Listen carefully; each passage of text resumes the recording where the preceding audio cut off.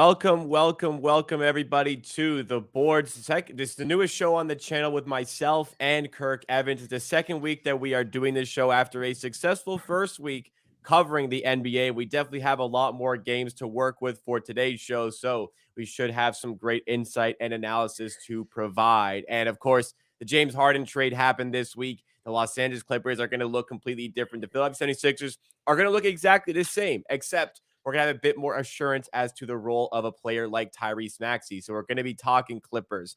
Specifically, don't want to react to the trade. We've already done that. You've already seen those. We want to talk about what the new look Clippers are going to look like and how some Western Conference foes may look to stop them come a playoff series. We're going to talk about Tyrese Maxey's leap, talk about the sustainability. I don't think he can sustain what he's doing now, but how sustainable is it? We'll also talk the Bucks after their beat down against the Toronto Raptors. They lost by 19 points. Their defense is the second worst in the NBA, and we'll talk some betting as well. Kirk Evans, it's been a week and a half basically of NBA action. How has the season been for you so far?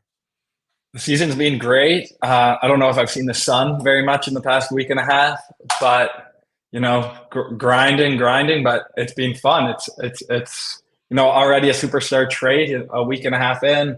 Already the favorites coming in are unraveling a little bit. So it's been interesting for sure. Yeah, there's been some surprising success, of course, as you can see. I mean, early in the season, there's going to be high variance. Some teams surprisingly can be near the top. Some teams like the Bucks can be surprisingly struggling despite their 2-2 record. The Miami Heat, in particular, 1-4. That's a team of surprise. But we had the superstar trade, as you mentioned. Let's talk about the Clippers. So, like I said, everybody's talked about the trade. Everybody's heard about the trade, but let's actually dive deep into the Clippers and what this lineup might actually look like. I wanted to get your opinions.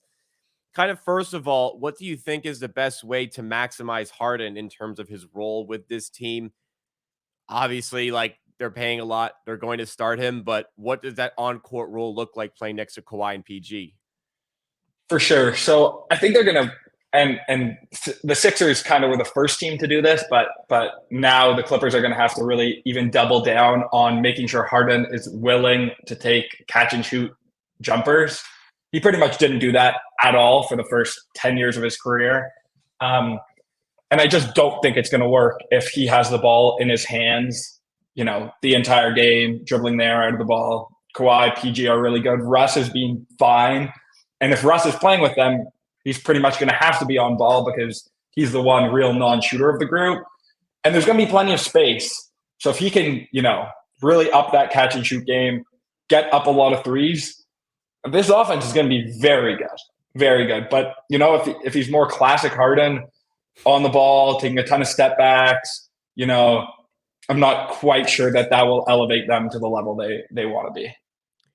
You mentioned Russell Westbrook. I kind of just assumed you'd be on board with Russ coming off the bench for the reason you kind of outlined there. Do you think Russ's role will still be starting five?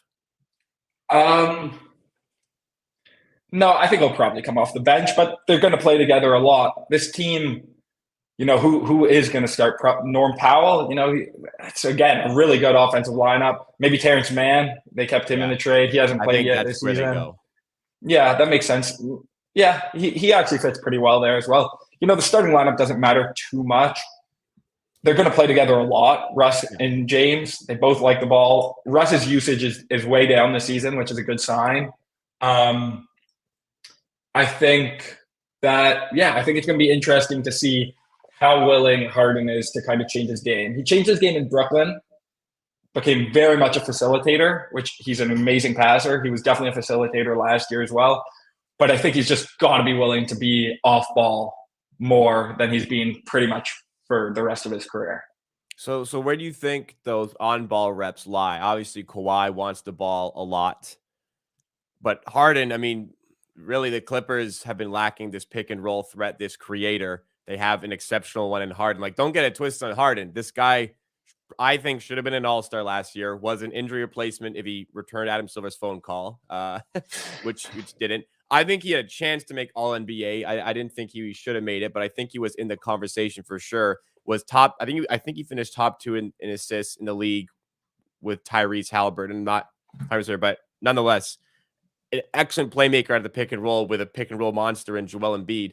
But back to my question, where do you think the burden of the ball handling duties lie then primarily? Do you think it does go to Kawhi? Yeah, well, Paul George has been great off the ball for a bunch of stretches in his career, specifically in OKC with Russ when he was like third in MVP voting that one year. Yeah. Kawhi is awesome off the ball. It'll be an interesting fit as well because thinking back, I can't really think of Kawhi ever playing with a real pick and roll dominant player. The closest, I guess, would be Tony Parker or Kyle Lowry, who are very different players than Harden. I'd like in Lowry there because Lowry has the ability, like you can't go under screens if he'll just come out of pick and roll and shoot immediately from three. I think that's a good comparison. Fair enough, but Lowry's just been off ball a lot more in his career than Harden ever has been. But thinking about it logically, Kawhi should be pretty incredible off the ball. He's an amazing shooter. He'll attack closeouts. I don't know how much he's really a catch and drive type of player. But I think it'll take some getting used to. But this team has a lot of offense. I think regular season they're going to be really good because Zubac, Kawhi, and PG should be able to get you there defensively. And this team with Kawhi on the court has pretty much always been a juggernaut offensively. I actually don't think that gets talked about enough. So it's hard to imagine adding Harden doesn't help. To me, the questions are kind of more when it comes to the playoffs, what can Harden be? But they really didn't give up anyone, and they were already really good. So I think pretty clearly they're a tier below the top four teams for me. But I think I'd be willing to say they're in a tier of themselves. Yes, I would put them below Phoenix, below Denver, still top below four Milwaukee. in the NBA, not the West. Top four in the NBA. Top four in the NBA. So Boston, including Milwaukee. Okay. Yeah, I would put them in terms of NBA. I put them fifth in the pecking order right now for playoff equity. I think it could work, and you kind of need high upside, especially to beat a team like Boston. So it's a high upside swing, maybe a little pricey on the picks, but it'll be interesting to see. And Kawhi and PG are great players to have a ball dominant guy next to. But the question is, does it make more sense to have Harden with the ball in his hands than Kawhi, than PG?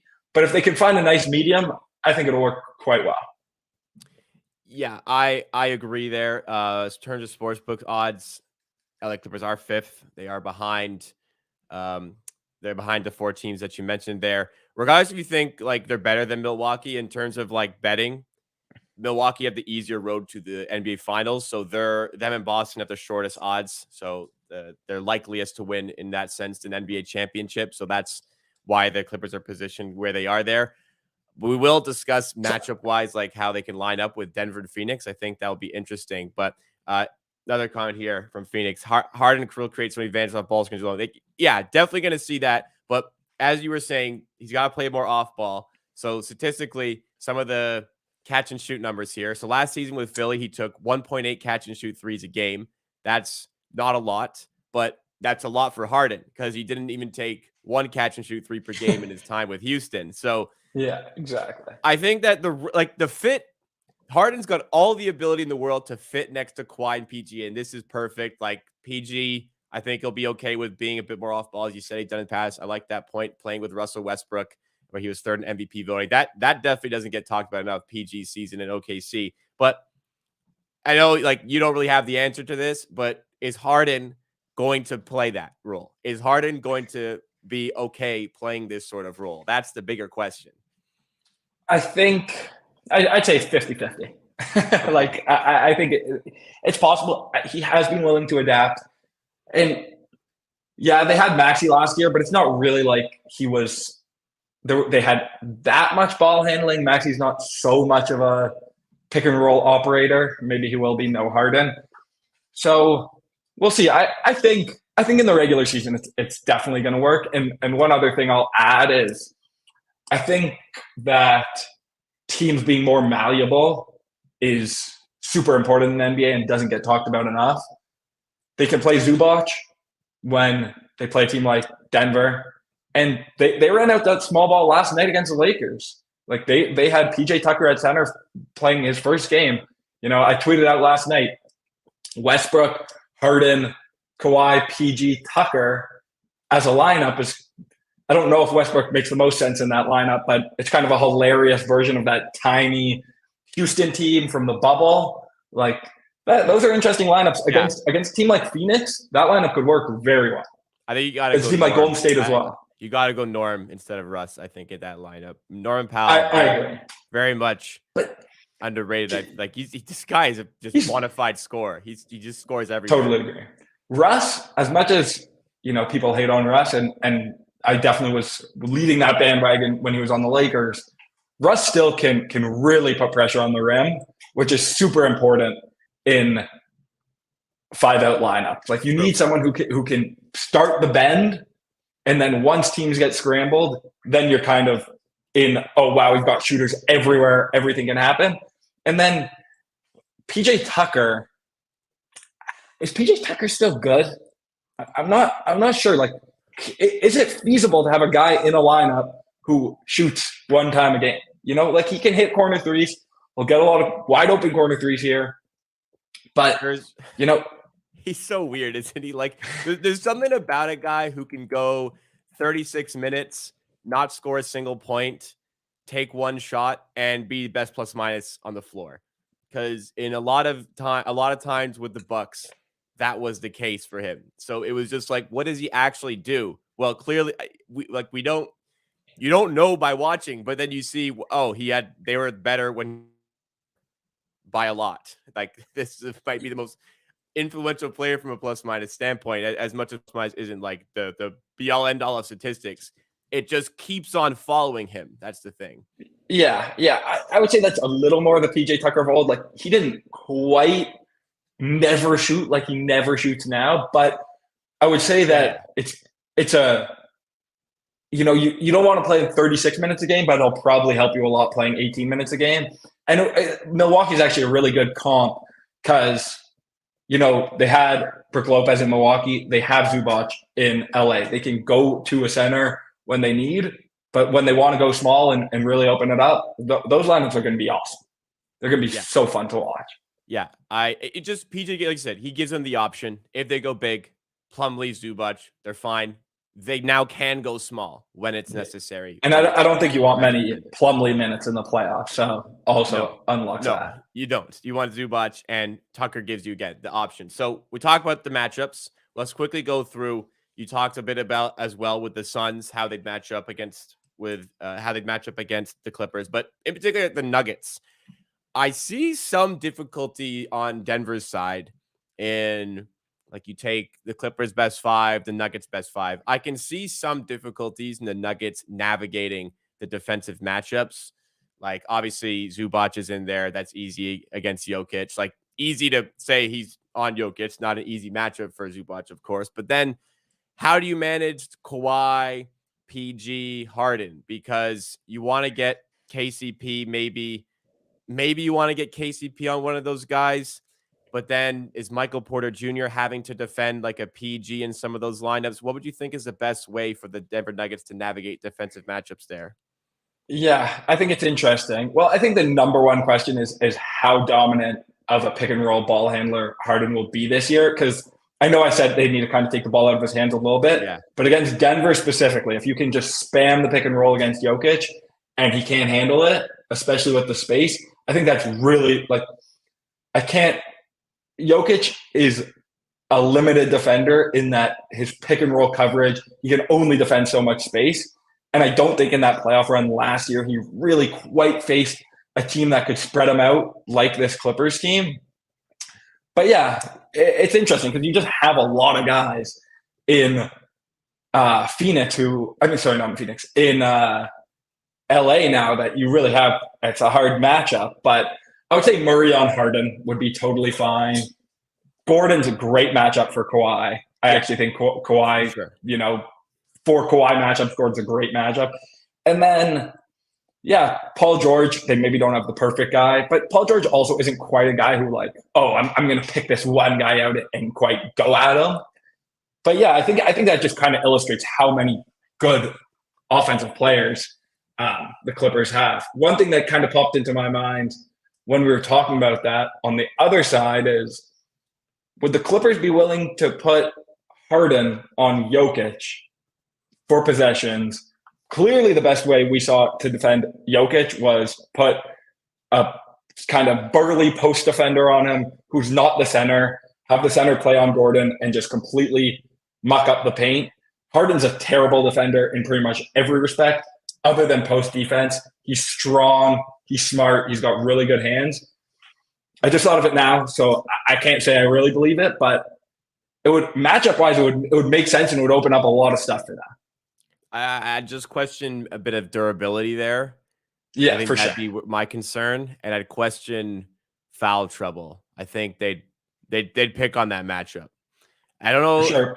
I get what you're saying, but I don't know if like Harden's doing like the Hachimura job of last year. Yeah, is he willing? But in terms of Rui's a bit taller, but in terms of kind of archetype, they're similar. They're not nearly as tall as Jokic, but they're both burly and hard to move.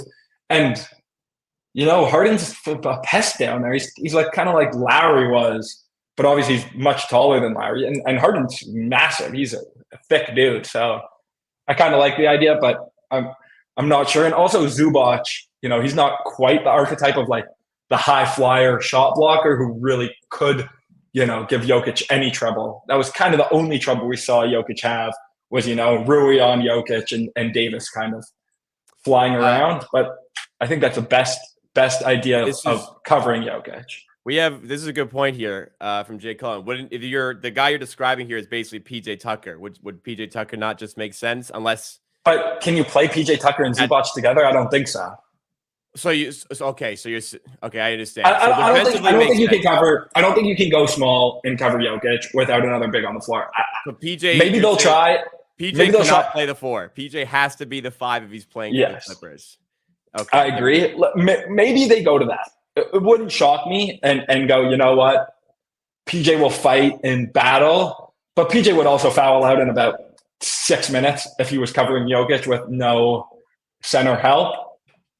So I think they'll try a lot of things. Also, we'll see. Will that matchup even happen? But it would be interesting. Like, I don't think they're going to put Kawhi there. I don't think they're going to put PG there. My guess would be they'll just start Zubac on Jokic, but they have some looks as to interesting looks that they could give it to him. All right, let's move along to the Sixers side of things here. Tyrese Maxey, Eastern Conference Player of the Week, averaging over 30 points, over 6 assists, over 6 rebounds on 50% shooting from the field, 45% from twos, but 56% from 3 early season. This is not sustainable, but how sustainable is this? Like how good do you think Maxey is, and is it good enough that it makes the Sixers somewhere in the serious conversation of going all the way? Yeah, so we talked about it on, I think, last episode the question with Maxey is can he pass enough? And looking right now, I've got it on my screen, his assist percentage is definitely way up. And his turnover percentage is unbelievable. 4.3% of possessions he's turning it over, which is better than last season with a 12% increase in assist percentage. So look, it's been impressive so far. It's hard to, he just always is getting better. I think, first of all, the classic framing was Maxey, Poole, and Hero were all kind of the same archetype. Oh, I never believed that. Maxey has graduated. He is very good. The question of how good is interesting, but the guy's an insane shooter. He's a crazy athlete. He's a little small, but it was definitely a problem in Philly to have Maxey and Harden together because it's like Maxey's small, maybe not the best defender. You kind of can't play switch with Philly's lineup. You can't really switch with Embiid. Maxey's a bit small, but like now Harden's out of there. He really does improve their defense. So yeah, Maxey, like he definitely an all-star threat. He's just been really good and kind of always improved. So I definitely am buying some improvement there for sure. All right, but with the question, Maxey, we love Maxey. I liked Maxey the second he got drafted. I thought it was a bit too low, and we're seeing the strides taken, well on his way to getting a rookie max contract as if he wasn't already. But the Sixers, can they hang? Can they hang in a series with Boston, Milwaukee? Because I wouldn't like. It's hard to call this team championship or bust because nobody expects them to be able to compete with Boston, Milwaukee. But the situation with Embiid is brewing. It's kind of championship or bust for these Philly fans. Can Maxey help get them into that status to be somewhat of a threat? No, not against Boston. I don't think so, unless there's an injury. Like Philly, we've seen this Philly team. Like, do they have Zach LaVine? Then maybe, but like, we've seen this Philly team in the playoffs. We've seen them with Harden. I just kind of doubt that they're going to be so much improved that the loss of Harden is going to result in them being able to beat Boston, a team they've already lost to. Now Boston's way better. This team's a juggernaut. So, maybe an Eastern Conference final. There is so much injury luck. It's so early. Right. But the idea that they're going to contend for a championship, especially, I don't think they can beat Denver. I don't think they can beat Phoenix. I still have the Clippers above them. Playoff equity, I still probably would take Golden State. I still probably take the Lakers. So, unless Maxey's like really, really taking the step, I don't see it. But you know what? He's proven people wrong before. I feel like you mentioned LaVine. I started chuckling to myself because LaVine is like the absolute like anti-Moneyball type of player. What do you actually think LaVine is worth? Like people recognize, like if he had value, I think they would have traded it. He has some value, but I think if he had genuine like star player value, he would already be gone. I think a lot of you will be surprised on LaVine's maybe valuation only. But how do you feel about LaVine? Yeah, I think I'm higher on LaVine than maybe you are consensus. Like, okay, he's played for the Bulls. The Bulls brought in DeMar. He plays for probably the least innovative coach in the league. Those are maybe guys you want to take a shot on. I don't think he's very good defensively, but he's probably better than Harden. And, if he goes to Philly and they say, shoot 10 threes a game, you're wide open. Everyone's double teaming Joel. We have Maxey and LaVine. And then, they could put together a good enough defense with Joel. That team would be pretty good. Look, I still wouldn't have them as a contender. But I said to someone recently, who's better, Harden or LaVine? I would say Harden people think is better, but playoff equity, I don't know. Harden's I don't really think so. Like, Harden's way harder to play with good players. LaVine would be much more willing to just play off ball and chuck. He's an insanely good shooter, but still can be really good with the ball in his hands and is at least more passable on D than Harden. I think maybe Harden's a better player in general, but if you're saying who would I rather on this Sixers team, Harden sure, or LaVine, I'd probably say LaVine. So if they could turn around and trade for him, they'd be way better. I don't know if they'd be good enough, but they'd be much better. They'd be better, but you'd have to probably give a couple, at least a first, maybe. Although granted, they just got picks from the Clippers, they can flip, and those picks are probably enough to get LaVine. So they really don't lose much and can still get him. I agree. It makes them better. Doesn't turn the screw that much in the Eastern Conference, and this kind of hit home. You can argue teams feel the same way about Siakam star equity. That hit home right there. There's a big Pascal. No, Siakam to me is kind of the opposite of Harden. Like, you can fit Siakam on pretty much any team. Fits pretty well, maybe somewhat limited shooting, but such a good defender, really good at kind of everything. Was so good as a second option when the Raptors were actually good. So I don't know. I would say Pascal's, a bit over LaVine for sure. I'd have him. Yeah, a bit ahead of. I guess on Harden, it's just there's such different players. It's hard, but like it's easier for me to envision Pascal in the closing lineup of a team that I really think can win a championship versus Harden, considering Harden's, his playoff. It's hard to not look at these playoff results as signal. Like, they've happened a lot. He's gotten much worse. He cannot really move side to side on D anymore. He wants to play switch. He's just is the juice worth the squeeze? Like there's just so many limitations of Harden, but I do think it's a pretty good fit in LA, and they didn't have to give up that much. So kind of makes sense both ways. The Harden stuff as well with the playoffs, it's not just the numbers like that are bad. It's the fact that he accepts it, like saying the ball didn't come my way, like as if he's not James freaking Harden. That one, it was the craziest one. But we got to move things along. We'll go to the Milwaukee Bucks. 29th in the NBA in defensive rating at 119. That is 0.3 better than it's the Pacers, who are in 30th. Lillard says that they got to be patient. It's a work in progress. It's a new coach. It's a new team. And last night was the second time that they got blown out this season. And they could easily be 1-3. They easily could have lost their opening game to the 76ers. Where is it going wrong in Milwaukee right now? Well, Mike Budenholzer's a free agent coach right now. Maybe they could pick him up. We mentioned the coaching last week. I don't know if you saw his quote last night. He thought Middleton's minutes limit was up, and that's why he benched Brook Lopez. Everything's been bad out of there. And they start Giannis and Brook Lopez. They are by far last in efficiency at the rim on defense. Teams are shooting 80% at the rim on defense. And look, it's been 4 games, but there's a lot more signal in rim defense than there is in, if teams were shooting 45% against them from 3. So it's worrisome. It's weird. I'm not exactly sure what's happening. Giannis definitely took a big step back on D last year. I can't say I've watched that much Giannis this year, but in game 1, I thought he looked terrible. I didn't think he looked very good last night. They got the doors blown off them by Toronto and Atlanta. Those aren't exactly world beater teams, so. No, the worst the worst offense in the NBA completely destroyed them at the rim and from 3 all night.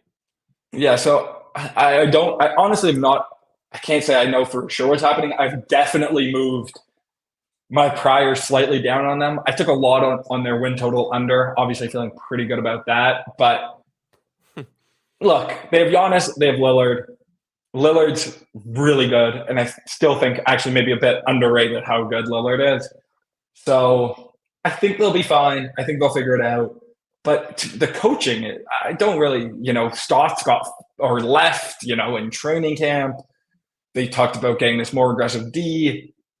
It's just all being weird. And you should not be allowing 80% at the rim if you start Giannis and Brook Lopez. Yeah, the point of attack defense is hurting. That was definitely an area of concern yesterday against the Raptors. Raptors just right at the point of attack, just consistently were able to get past the first player. We're able to create just movement from the defense. We're able to create open shots. Pirtle had in the first quarter, like 4 backdoor cuts where he was wide open at the rim. It's just like Pirtle was just devouring these guys in the first quarter. Like every time he got the ball, he was open under the rim pretty much. Damian Lillard's defense is getting very, very much exposed over here. I kind of like what Trent said about Gary Trent when he first got traded to the Raptors. He said in the West, you just like guys just dribble and shoot. In the East, you actually have to play defense on a consistent basis. I don't know how true that is, but I think Dame is starting to he's got to kind of fall into this a bit more and really has to take more of a workload defensively. But it has been strange. Do you think that Adrian Griffin has enough to right the ship here? Yeah, well, I can't say I've seen many positive signs from Adrian Griffin so far. But again, Lopez, Giannis, Lillard, they should be able to figure it out. Hopefully they can ramp Middleton up a bit. The depth on this team is terrible. And the fact that Middleton's playing, I think, like 16 minutes a night, that also exposes it. I saw a comment there, you need to be able to, have some point of attack defense. I agree 100%, especially at the high levels. You need some point of attack defense, and that's going to be a problem with Lillard. But typically, if you're playing 2 elite rim protectors, even if your point of it's not like in Utah with Gobert, they had some point of attack defense studs, and it ended up getting exposed in the playoffs. But if you start 2 elite center level defensive players in Giannis and Brook Lopez, you should be able to defend the rim better than the worst in the league. So Yep. they'll be better than this. They'll figure it out. Look, Giannis had knee surgery in the offseason. Middleton had knee surgery in the offseason. They didn't play very much in the preseason. Middleton's playing 15 minutes a night. There's a lot of ramp up here. The fact that Boston looks this good is very scary for Milwaukee, and it's hard. It's going to be a slog throughout the season. They're going to need to figure it out. Yeah, definitely. All right, enough on those. Let's get into some betting discussion here. Eric in chat mentioned yesterday that you had a Wizards play that looks like there was a heroic fourth quarter cover by the Wizards. Yeah, maybe some more today. What do you think? Should we just go through game by game? You can talk about stuff that you have involved. For sure. Yeah, sadly, I was planning on giving I'm really past posting here, but I was planning on giving Pistons money line, but Zion got ruled out and that moved a lot. Oh, yeah, pretty much. Well, I don't know what it was before, but yeah, Zion being out is definitely going to have a big effect on that one. Yeah, so I still don't hate it right now. I'm just checking the board. If you can get close to the threes, 2.9, I think my read on the situation is Ingram's probably still out, but it's questionable. Duran is a true questionable. I think Burks will probably be back, but that's an interesting game. The Pelicans flight, they didn't get out of OKC until I had to come on the show, but if it had left, it was in the last hour. They got stuck there. They couldn't get their flight out. Typically, I wouldn't imagine a player who's questionable with a knee. They're not going to probably be able to get a shoot around in. So I think Ingram's questionable is closer to a doubtful. And this Pelicans depth, I just said Milwaukee's depth, but this would be Zion, Murphy, Alvarado, and Ingram all out. That they've got a lot of Dyson Daniels. Nance coming off an injury. I don't think he's been great. They still would have CJ and Val, but that team's really shallow. So that's a big injury game. But if you can get a 2.85 or a plus 185, however you want to put it, I think that's at pin right now. I don't hate it. I also took some under here as well. Again, a lot of stuff's been moving. It's been a pretty heavy movement day. 215.5, I definitely lean under again. Plane came in late. Both teams on a back-to-back. A lot of injuries. Zion really the engine of this offense. If Ingram's out, that'll move a lot down. And, if one of Burks or Duran are out, probably also come down a little bit. All right. Interesting stuff on the Pistons there. Any other games that you have involvement with? I have a lot of involvement. The question is, can I, in good faith, give out numbers right now? I like the Sixers -7.5, -8. They're good numbers. I'm on -8 there, flat. It's taken a lot of movement against me today. Yeah, so, I was going to ask. I was going to follow up with that. What do you think is the source of the movement here against because this was 9 this morning. I think it was 8.5 to 9 this morning. Yeah. So I played it at 8, went to 8.5, 9, has gone played back. It could be, the Raptors had an impressive win in Milwaukee last night. People coming off the priors a little bit. I did find the Toronto panic was maybe a little much early on, but early on in the season, teams have been really struggling when they're on the second half of a back-to-back and the other team is fresh. So I think Denver is the only team that's won a game second half of back-to-back where the other teams be fresh. Raptors lost to the Blazers when the Blazers were on a second night of the back-to-back. You're right. That was if you want to know why people were down in the Raptors, that's why. Yes, agreed. I think the Raptors D is for real, but this price is just a bit short to me on the second half of back-to-back in Philly. I think the Raptors injury report came out and OG wasn't on there. Wouldn't shock me if he came on there. He's been having knee issues, knee swelling, which isn't really something that's going to go away quick. But yeah, if you could get a good Sixers number, I would still probably take it, but typically if the market plays against me, it's not a line I'm super confident giving out. But yeah, that Sixers spread is one that I definitely lean. Let's just talk Orlando and Utah. So this was a weird one.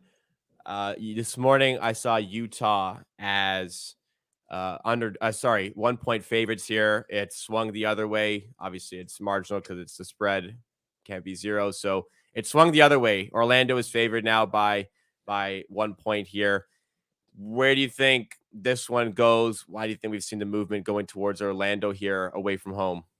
Yeah, I took some Orlando plus 1.5 last night, so I agree with this movement. I just think Orlando's a bit of a better team than Utah is right now. Utah's guard play is really bad. Walker Kessler, I don't even really want to talk about.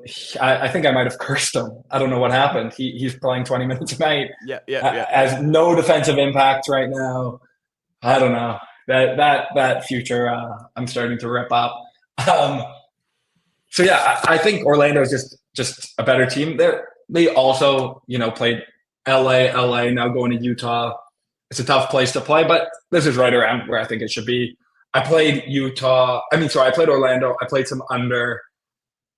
It's come down a little bit. If you can get that 121.5 at pin, I think it is still probably a pretty solid line. The market's mostly painted 221. You can get 221.5 at a pretty good number there. So I play the under a little bit. Again, we're talking pretty late in the day. Limits are pretty high, so it's hard for me to give out a number with a lot of confidence that it'll end up closing. But if you're getting off market, I like that Utah under. Yeah, you can get 221.5 at Profit Exchange. I think we have New Jersey lines up for just this profile here. Pinnacle is under 221.5 at -105, but there's those numbers out there for this one on the under. Another game that has seen movement today. I grabbed 7.5 from the Suns earlier today. This one is now widely at 8.5. There's a 9 at 365 points bet. There's 9.5s as well. Profit Exchange being one of those to have the 9.5. What do you think is the source of this one? Especially after we're getting Suns money after the Spurs beat them the other day. That was a pretty miraculous Spurs money line on my end, but the Suns were up by 20 in that game.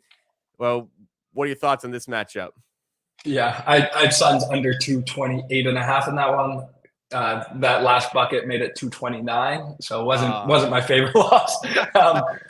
But yeah, I think the movement's pretty obviously Booker here. I think people think he's more likely to go than to not go. That's going to be what decides where this line closes. I think I'll probably go 55% Booker in. He's a guy who really likes to go. He plays when he can play. He plays, unlike his guard teammate who, when he has any chance of not playing, he doesn't play. So yeah, I took some over here. I'm at over 225.5.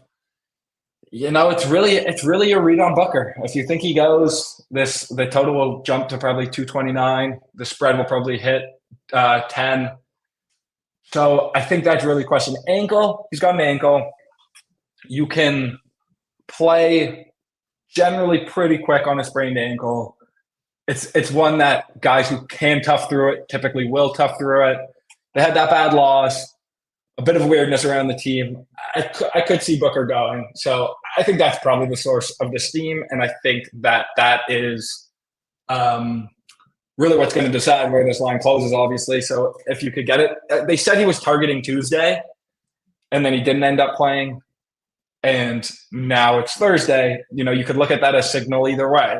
Did he not play Tuesday because he had a setback? Did he not play Tuesday because he's just not ready? Or did he just want a couple extra days here? So I think he goes, but I don't say it with that much conviction.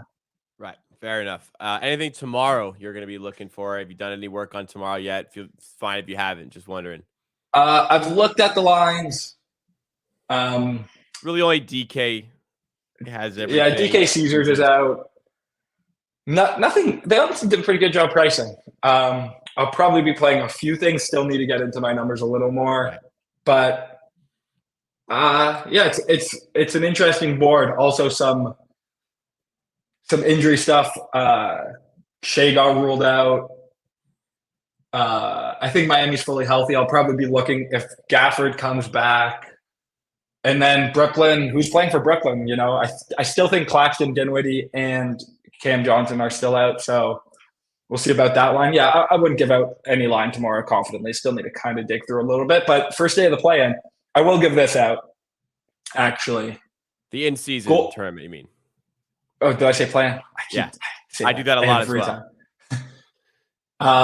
Golden State to win Western Conference Group C at plus 200. Pretty logical play. Fox ankle sounds like he's going to be out for a bit.